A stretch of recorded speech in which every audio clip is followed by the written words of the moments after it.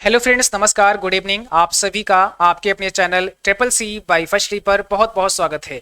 तो आइए स्टार्ट करते हैं आज के इस क्लास को। और आज इस क्लास में 16 जुलाई ट्रिपल सी एग्जाम में पूछे गए कुछ इंपॉर्टेंट प्रश्न डिस्कस करेंगे।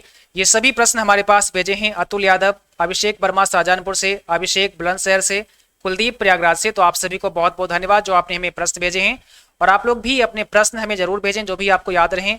प्रश्न आप हमें व्हाट्सएप कर सकते हैं 9452299436 पर। इसके अलावा आप हमें मेल कर सकते हैं info.cc@gmail.com पर। ठीक है, तो आइए स्टार्ट करते हैं। आज का सबसे पहला प्रश्न आप सभी के सामने है और यहाँ पर पूछा गया है, how many digit in IMEI number. IMEI number में कितने डिजिट होते हैं आपको बताना है। IMEI नंबर में कितने डिजिट होते हैं, कौन सा यहाँ पे करेक्ट जवाब होगा।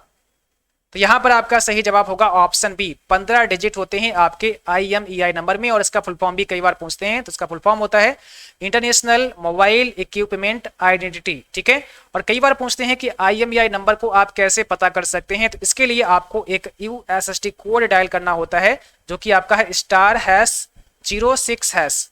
यानी कि जैसे ही आप *#06# डायल करते हैं तो आपकी डिवाइस का IMEI नंबर आपकी स्क्रीन पर आपको दिख जाएगा।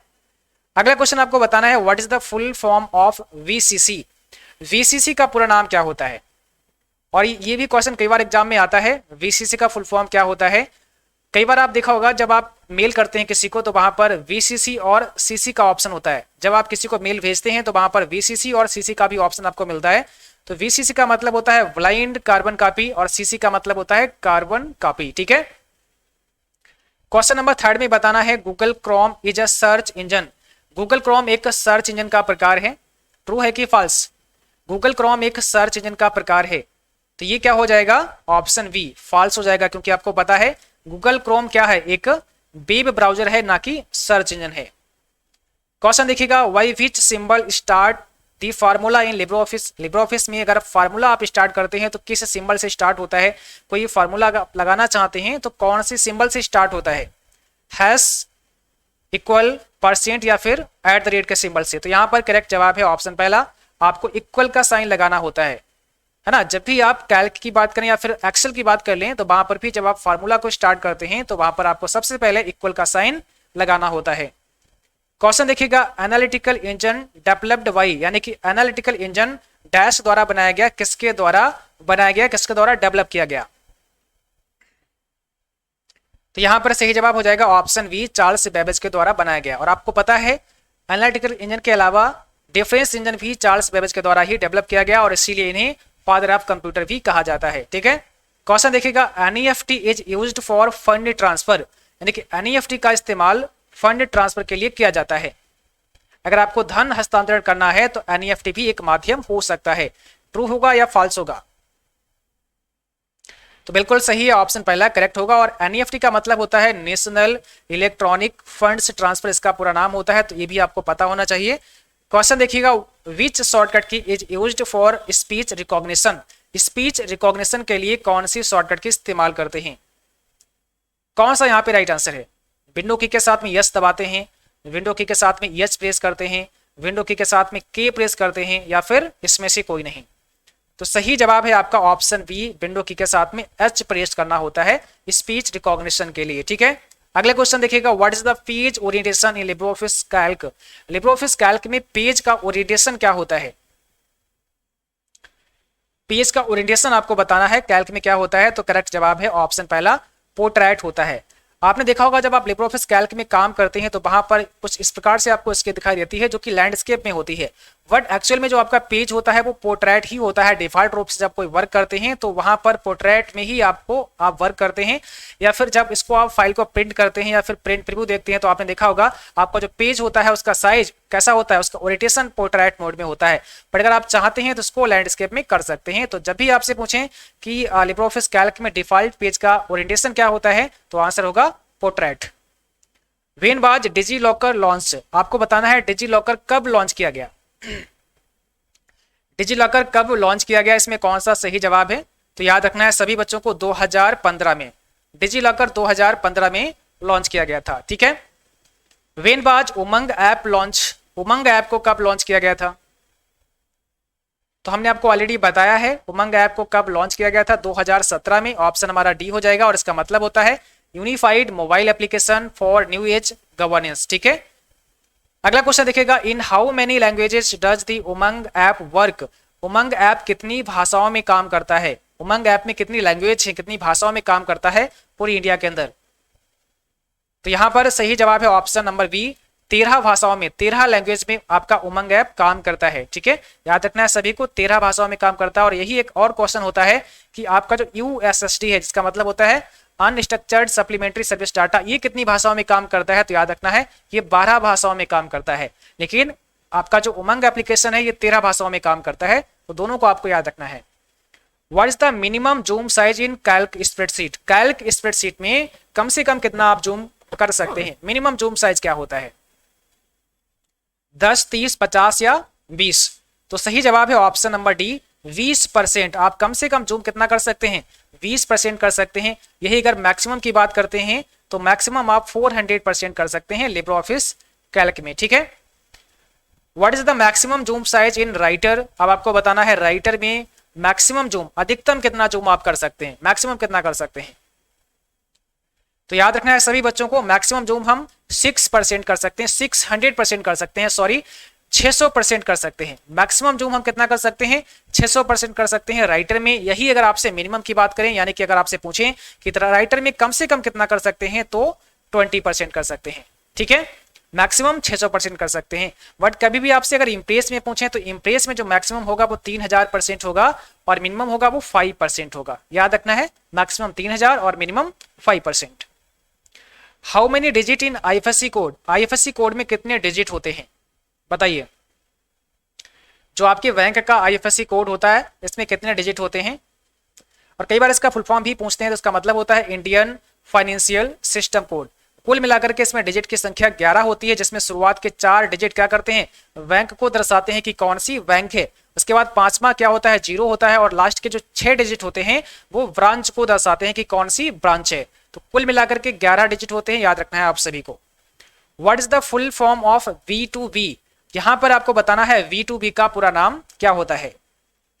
V2B का नाम क्या होता है? तो इसका मतलब होता है बिजनेस टू बिजनेस। जहां पर कोई भी कंपनी किसी दूसरी कंपनी को कोई माल बेचती है तो यह V2B के अंतर्गत आता है, यानी कि वो माल अभी एंड यूजर तक नहीं गया है, वो एक कंपनी से दूसरी कंपनी में गया है। इसका मतलब वो क्या होगा? V2B होगा। यहां पर सही जवाब है ऑप्शन नंबर पहला, बिजनेस टू बिजनेस। और जब कोई कंपनी माल कस्टमर को बेचती है तो वहां पर क्या होता है? V2C होता है। ठीक है, बीनबाज NEFT एस्टेब्लिश्ड, यानी कि NEFT की स्थापना कब की गई? आप सभी को बताना है। क्वेश्चन 16 आपके सामने और इसमें कौन सा आपका करेक्ट आंसर होगा। NEFT की स्थापना कब की गई? इसका मतलब होता है नेशनल इलेक्ट्रॉनिक फंड्स ट्रांसफर, और इसकी स्थापना की गई 2005 में। याद रखना है 2005 में। ठीक है, what is the minimum age to create Facebook account? Facebook account बनाने के लिए न्यूनतम आयु कितनी होनी चाहिए, मिनिमम उम्र कितनी होनी चाहिए? कई बार ये भी पूछते हैं कि फेसबुक चलाने के लिए कम से कम उम्र कितनी होनी चाहिए। तो क्वेश्चन को अलग अलग तरह से पूछा जा सकता है आपसे। यहां पर हो जाएगा 13 ईयर, कम से कम उम्र कितनी होनी चाहिए? 13 वर्ष की उम्र होनी चाहिए फेसबुक अकाउंट बनाने के लिए। या कई बार ऐसा भी पूछते हैं कि फेसबुक चलाने के लिए। ठीक है, तो बात बराबर है। अगला क्वेश्चन है, what is the use of control W shortcut की? कंट्रोल W शॉर्टकट की का इस्तेमाल क्या होता है या किस लिए करते हैं? Close application program, close open window, shut down computer या open control panel. Control W का इस्तेमाल कब करते हैं? और काफी बच्चे इस शॉर्टकट के से कंफ्यूज होते हैं, तो आपको कंफ्यूज नहीं होना है। यहां पर सही जवाब है option B, close open window. आपकी जो ओपन विंडो है उसको बंद कर देगा। जैसे मान लिया आप लिब्रे ऑफिस में वर्क करते हैं, लिब्रे ऑफिस राइटर में काम करते हैं, और आपने जैसे ही कंट्रोल W दबाया तो आपका राइटर बंद हो जाएगा, लेकिन अभी भी लिब्रे ऑफिस आपका ओपन है और वहां से आप इंप्रेस या फिर कैल्क ओपन कर सकते हैं। और ये आपके MS वर्ड में भी काम करता है। अगर मान लिया आप MS वर्ड में ही काम करते हैं तो वहां पर भी आपका जो MS वर्ड का विंडो था वो क्लोज हो जाएगा, लेकिन अभी भी आपका MS वर्ड ओपन रहेगा। हालांकि आप MS वर्ड से एक्सेल या पावर पॉइंट नहीं निकाल सकते हैं, है ना, लेकिन फिर भी आपका जो MS वर्ड में ओपन रहेगा और वहां पर आपकी विंडो बंद हो जाएगी। ठीक है, तो कंट्रोल W से केवल और केवल आपकी जो विंडो ओपन होती है उसी को हम क्लोज कर सकते हैं। आपका एप्लीकेशन प्रोग्राम बंद नहीं होता है। When was Umang app launched? आपको बताना है उमंग ऐप कब लॉन्च हुआ था। इसका मतलब होता है unified mobile application for new age governance. और इसे कब लॉन्च किया गया था? 2017 में उमंग ऐप को लॉन्च किया गया था। 2017 आपका राइट आंसर है। क्वेश्चन देखिएगा, USSD is related with, USSD का संबंध किससे है? कॉल से है, एसएमएस से है, मेल या फिर ऑल ऑफ दीज? तो इसमें कौन सा सही जवाब है?